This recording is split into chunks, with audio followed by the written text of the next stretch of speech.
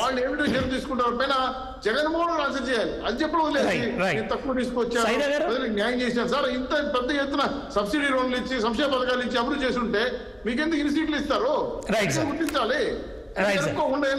మమ్మల్ని బట్టి మమ్మల్ని విమర్శించడం వల్ల ఏ ఉపయోగం? తప్పులు సరిదిద్దుకోండి, ఇట్లాంటి వాళ్ళని సలహాదారులు పెట్టుకోండి, పార్టీని ముద్రించుకోండి. అంతేగాని చెప్పిండే వేదం ఇంక ఇచ్చిన ఇంకెవరం చేయకూడదు అదే మరి మాట్లాడుతుంటే పార్టీ కనకుండా పోతుంది సార్. Right, okay. సైదా గారు, ఇక్కడ ఏదో కొంత ట్విస్ట్ కనిపిస్తుంది. ఇప్పుడు మళ్ళీ అదాని వస్తున్నాడు, కేంద్ర ప్రభుత్వ అనుబంధ సంస్థ సెకీ వస్తుంది. ఇవన్నింటినీ ఇప్పుడు కూటమి ప్రభుత్వం ఎట్లా డీల్ చేసే అవకాశం ఉంది? నేను అదేనండి, ఇప్పుడు ఎందుకంటే అదాని వెనక బడేబాయ్ ఉన్నాడు, కేంద్ర ప్రభుత్వం ఉంది. ఎందుకంటే మీరు ఒకసారి గమనించినట్లయితే గత 5 సంవత్సరాల పాలనలో ఈ రాష్ట్రంలో దాదాపు 2,76,333 కోట్ల రూపాయలు మన రాష్ట్ర సంపద, ప్రజల సంపదనే అదానికి కట్టబెట్టారు. It is clear. మనం ఒకసారి పరిశీలించినట్లయితే ఈ యొక్క ప్రాజెక్టులు అదానికి సెకీ విద్యుత్ ఒప్పందాలు కానివ్వండి, సౌర విద్యుత్ కానివ్వండి, పంపుడ్ స్టోరేజ్ ప్రాజెక్టులు కానివ్వండి, కృష్ణపట్నం ఓడరేవు కానివ్వండి, గంగవరం పోర్టు కానివ్వండి, ఇళ్లకు స్మార్ట్ మీటర్లు కానివ్వండి, జనకో బొగ్గు కొనుగోలు కానివ్వండి, విశాఖ డేటా సెంటర్ కానివ్వండి, ఇలాగా ఈ ప్రాజెక్టు అన్నిటి కూడా అదానికి కట్టబెట్టినటువంటి పరిస్థితి మనం చూసాం గత 5 సంవత్సరాల పాలన.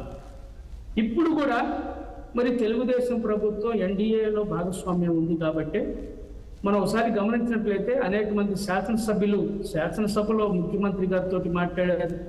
మంత్రి మండలి సమావేశంలో కూడా మరి జగన్మోహన్ రెడ్డి మనకు బాగా దొరికాడు, ఈ విషయంలో వెంటనే అరెస్ట్ చేయాలా, ఇతని మీద ఒక ఎంక్వైరీ చేయించి ఒక రిపోర్ట్ తీసుకొని ఇతని మీద చర్యలు తీసుకోవాలని చెప్పి మరి ముఖ్యమంత్రి గారిని ఆ మంత్రులు అడిగారు. ఆ పార్టీ మంత్రులు, వేరే వాళ్ళు కాదు, ఇటు జనసేన వాళ్ళు కానివ్వండి, అలాగే మన తెలుగుదేశం పార్టీ వాళ్ళు కానివ్వండి, అడిగినటువంటి సందర్భం.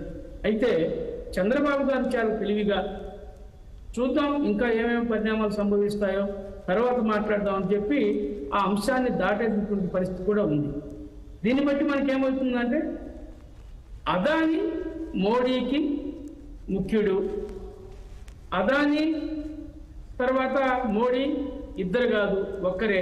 ఇట్స్ క్లియర్, వీళ్ళిద్దరు భాగస్వాములు, వ్యాపార భాగస్వాములు. ఒక మాటలో చెప్పాలంటే మోడీ గారు ఈ సంస్థకు ప్రొపరేటర్ అయితే ఎండి వచ్చేసి అదాని. అందుకనే ప్రపంచవ్యాప్తంగా ఏ దేశం వెళ్ళినా అదాని గారిని మోడీ గారు ఎంటబెట్టుకొని తీసుకెళ్తాడు, వివిధ ఒప్పందాలు చేసుకున్నటువంటి పరిస్థితి చూస్తా ఉన్నాం. ఎందుకంటే అందువలనే ఈ రాష్ట్ర ప్రభుత్వం స్పందించడం లేదు, అదానిని గురించి ఒక మాట మాట్లాడటం లేదు.